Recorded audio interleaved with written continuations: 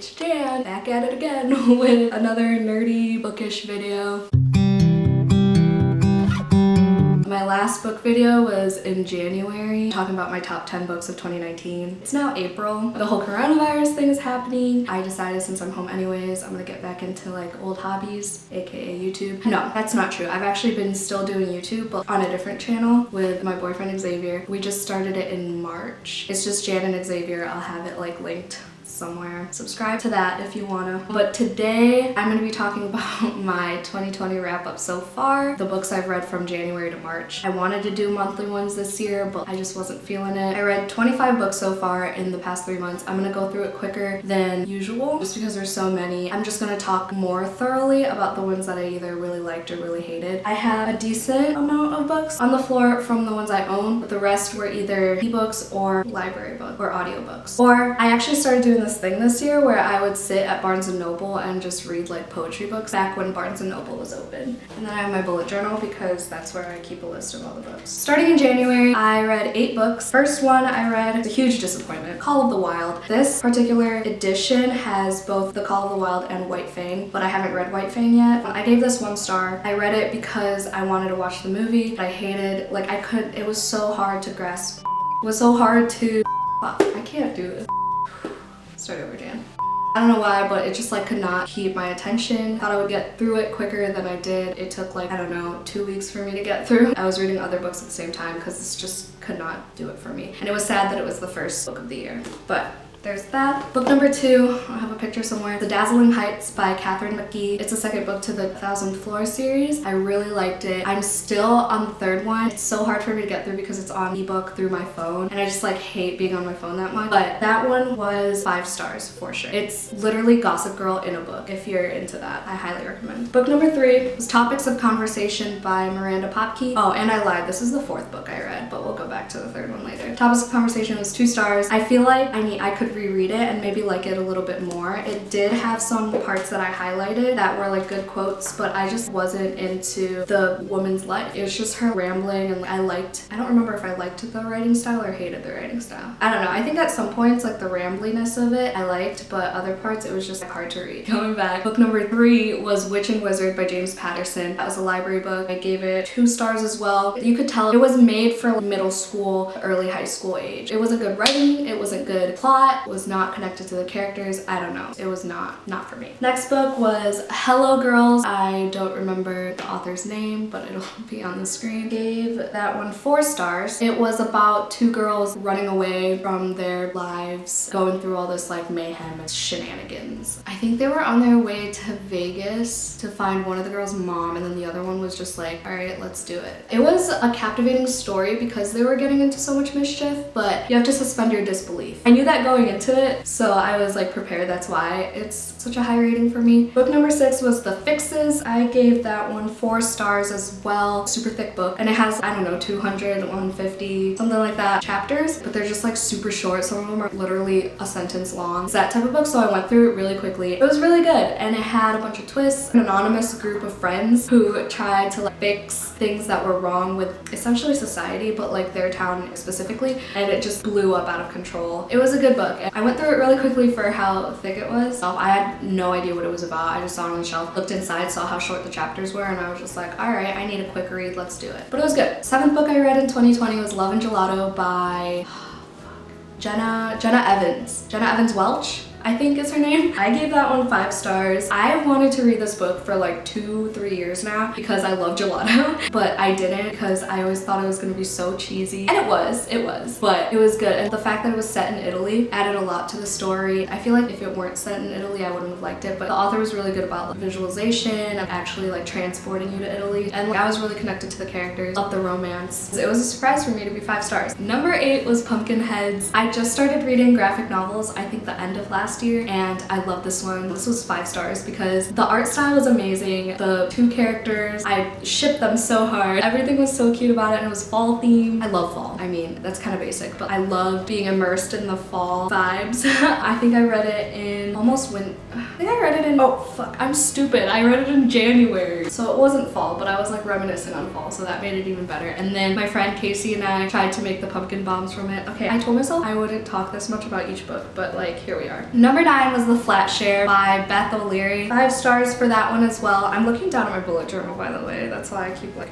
hello. So this girl went through a breakup, finding a new place to live, finds this flat where the deal was you have to share a bed with this guy who works night shifts at a hospital and she works day shifts, so they never have to see each other, but then they communicate through notes. And then, you know, there are like subplots to it too. Like, it does a good job of portraying the subtleties of an abusive relationship. It wasn't a blatantly abusive relationship where it was like physical violence. Beth O'Leary just did that book really well, and I can't wait to read her second book that just came out. I think that was her debut novel. I could be wrong. Alright, so moving on to February, number 10 of 2020, which was A Curse So Dark and Lonely by Bridget Kemmerer. I listened to Currently Reading podcast and they raved about this book, so that's what made me buy it. And it's a Beauty and the Beast retelling, but it's not like the basic kind. It took me a while to get through. I don't know why. I thought I would enjoy it a lot more. I gave it, I need to open up Goodreads. Hold on. I gave this one 3 stars. I have the second book too, so I'm hoping the second one's a little bit better. But 3 stars, that's all I'm gonna say about it. The 11th book I read in 2020 was a reread for me, The Subtle Art of Not Giving a Fuck by Mark Manson. Favorite self-help book ever, would recommend, 5 stars, obviously. 12th book was Love Her Wild by Atticus. It's a poetry book. First book I read at Barnes & Noble, just sitting there, like calming my mind, reading poetry. It's really soothing, actually. It's my new form of therapy, I love it. But I gave it 4 stars. The photographs were beautiful. Not all of the poems were phenomenal or like resonated with me, but still, the photographs are what made it 4 stars for me. Next book, Serpent and Dove by Shelby Maharin. Hope I'm saying her last name right. I feel bad because I met her last year. This was my most anticipated book for 2019, but I didn't get to it until February because I was like nervous that it wouldn't live up to the hype. But I gave it 4 stars. I got through it really quickly for how long it is. It was over 500 pages. That wasn't the problem. It was just I was expecting more. I don't know. I'm still gonna read the second one. I still liked it enough, and the cover is beautiful. So next book I read was Pillow Thoughts 3 by Courtney Peppernell. I have Pillow Thoughts 1 and 2. I bought it for myself on my birthday last year. The third one was the best one, actually. 4 stars. So it's Pillow Thoughts 3, Mending the Mind. It was just another poetry book I read at Barnes & Noble. Next book I read the same day, book number 15, Soft Thorns by Bridget DeVoe. That one was 3 stars. Not much to say about that one. Next book I read was a 5-star book, Bookish Life of Nina Hill by Abby Waxman. Loved the quirkiness of this book. She is a major introvert. Obviously her name's Nina Hill.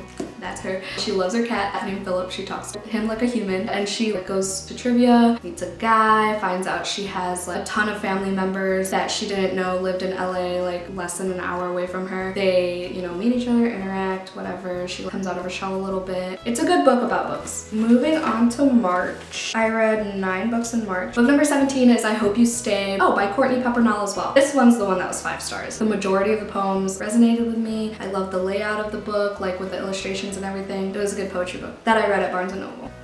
Number 18 is The Truth About Magic by Atticus. I also read that at Barnes & Noble. It's a poetry book. Again, 4 stars. A lot of the poems in The Truth About Magic were similar to the ones in Love Her Wild, so that kind of wow, I can't speak. So that's what gave it 4 as opposed to 5 for me. The poems were good, the photographs were beautiful. Book number 19, Astro Poets. This one was 5 stars. So apparently there's a podcast. My mom bought me this book back in December, I believe. Maybe November, I don't know. It's all about astrology, but it only goes, I think it only does sun signs. It only goes through the sun signs, but I highlighted, oh my god, I highlighted like all over this book. The best part about this book is that I didn't have to read it in order. So I started with like my sign and then signs of people who are close to me, like Capricorn is my mom and Xavier, and my favorite cousin, EJ, shout out to you if you're watching this, are all Capricorn. So like I went by that, like people I knew, and then it was just interesting because it was very accurate. I don't know, yeah, 5 stars. Would recommend if you're into astrology and stuff. If not, then why? Next book is also a reread. I listened to it on audiobook, Children of Blood and Bone by Tomi Adeyemi. Oh my god, it was just as good as the first time I read it. I wanted to reread it because I have the second book and I just finished it actually in April, but that'd be in a next wrap up. I wanted to like refresh my memory on the first book. I didn't want to spend too much time on it, so I listened to it on audio. I loved it. The narration was awesome. 5 stars once again. This is the book that got me into reading more fantasy. Love her. Next was another 5-star book, The Mister by E.L. James. So this is the author of 50 Shades of Grey. I was at Barnes & Noble with my coworker Steph, and we saw this book and she's like, you need to read this book. And I was like, okay, I'll put it on my list. She's like, I own it, like you can borrow it. But we didn't talk about it at all after that. And then all of a sudden, like I saw at work that she left it for me and she's like, this book's for Jan. Anyway, first, I would say fourth of the book seems like it's just gonna be another type of 50 Shades of Grey with a rich guy, and you know, he's attracted to this girl and he's trying to get her and he just has sex with a bunch of girls on the daily. It just seems like 50 Shades of Grey, and then there's a twist, and then it's like Taken in a book, I swear. If you like the movie Taken, it's literally that in book form. This is 5 out of 5 stars. I was so shook when I read this book because I was not expecting the plot twist. I was not expecting all this action. E.L. James done did it with this book. Book number 22 that I read in 2020, Rare Breed. So I got this book for free at the Indiana Conference for Women that I went to for my internship, so that was cool. So this is more for like entrepreneurs, so I was kind of nervous going into it because I do not have the entrepreneurial heart at all, but it still had so many good tidbits even for like freelancing, and it was weird. So the reason I gave this 4 stars as opposed to 3 is because it kept referencing stuff that was relevant to things I've talked about just recently or movies I've watched just recently. It was so weird. Like Xavier and I were planning on watching the Steve Jobs movie the day after I started this book, and then in this book it mentioned the movie and like Steve Jobs quotes and stuff like that, and I was just like shook.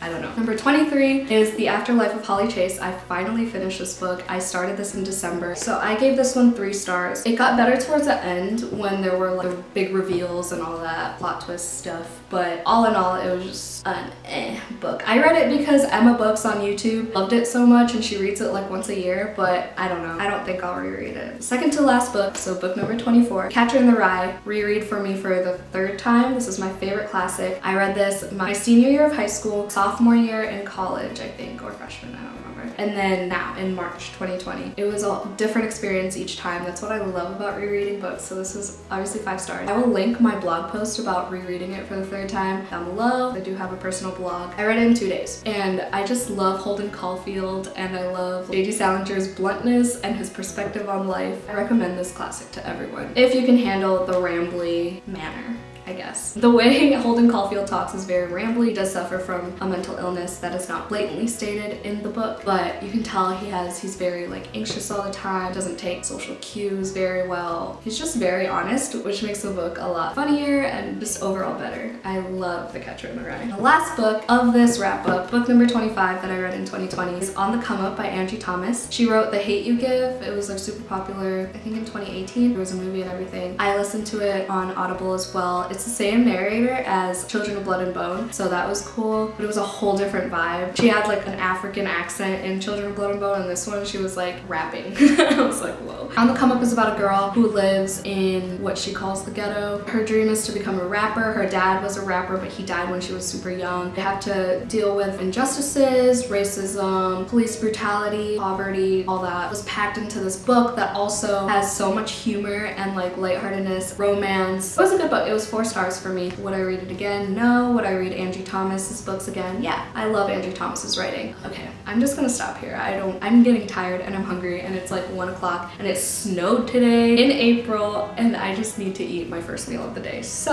I'm sorry it was a lot longer than I anticipated. I'll try to cut this down as much as I can.